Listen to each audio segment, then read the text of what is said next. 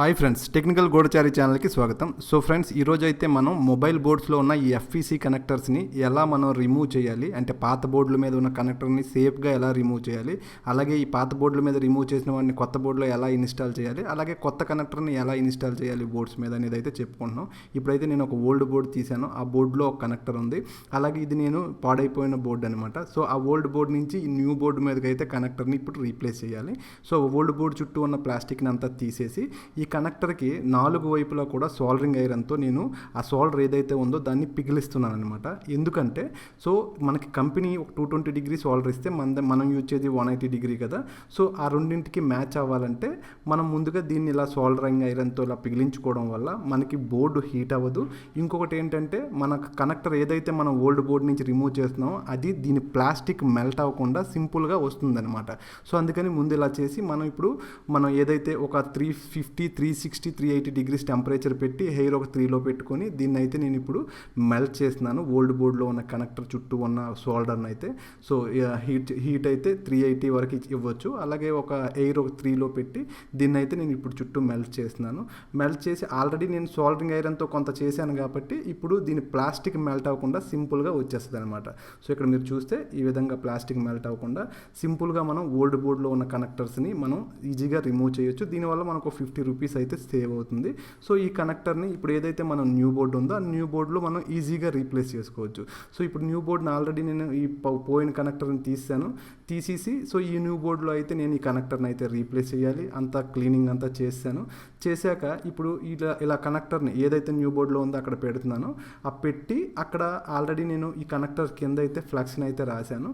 Flux రాసి ఈ కనెక్టర్ని అయితే సేమ్ పిన్స్ ఎక్కడైతే ఉన్నాయో అక్కడైతే ఈ కనెక్టర్ని అయితే నేను పెడుతున్నాను.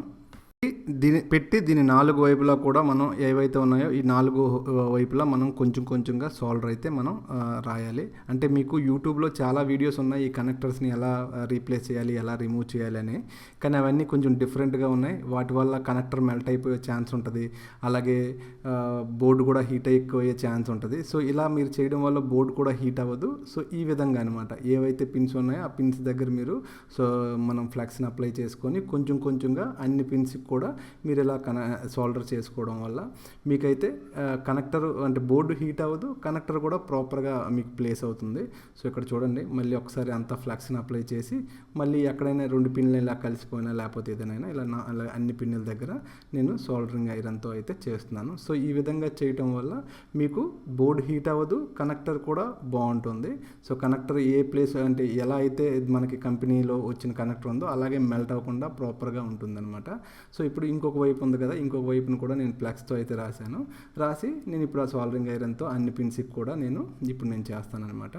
సో చూడండి, సోల్డరింగ్ ఐరన్తో ఫస్ట్ ఈ బేస్ పిన్స్ ఏవైతే ఉన్నాయో బేస్ పిన్స్కి అయితే కొంచెం బేస్ ఏర్పడడానికి అయితే పెట్టుకొని అలాగా అన్ని పిన్స్కి కూడా మీరు ఈ విధంగా చేసుకోండి. ఇంకొక పద్ధతి కూడా చూపిస్తాను ఇక ఎఫ్ఈసి కనెక్టర్స్ని ఎలా చేయాలి అని చెప్పేసి. సింపుల్గా చేయొచ్చు, బట్ దీని ద్వారా ఏంటంటే ఎటువంటిది పోదు. సో ఇప్పుడు మనం అన్ని పక్కల ఇలా సోల్డర్ రాసుకున్నాక కొంచెం హీట్ చేసి ఇలా వెనక్కి ముందుకి చేసుకోవడం వల్ల అన్ని పిన్స్ కూడా ఏమైనా కొంచెం అటు ఇటు అయినా సరే మనకి అవి ప్రాపర్గా సోల్డ్ అయిపోతాయి అన్నమాట. ఇక్కడ చూడండి, కనెక్టర్ని అయితే టోటల్గా ఒక పాత బోర్డు నుంచి కొత్త బోర్డు మీదకి అయితే రీప్లేస్ చేశాను. సో ఎటువంటి డ్యామేజ్ అవ్వకుండా చక్కగా అయితే మనం రీప్లేస్ చేసుకున్నాం. ఒక 50 రూపీస్ అయితే మనకు సేవ్ అయింది.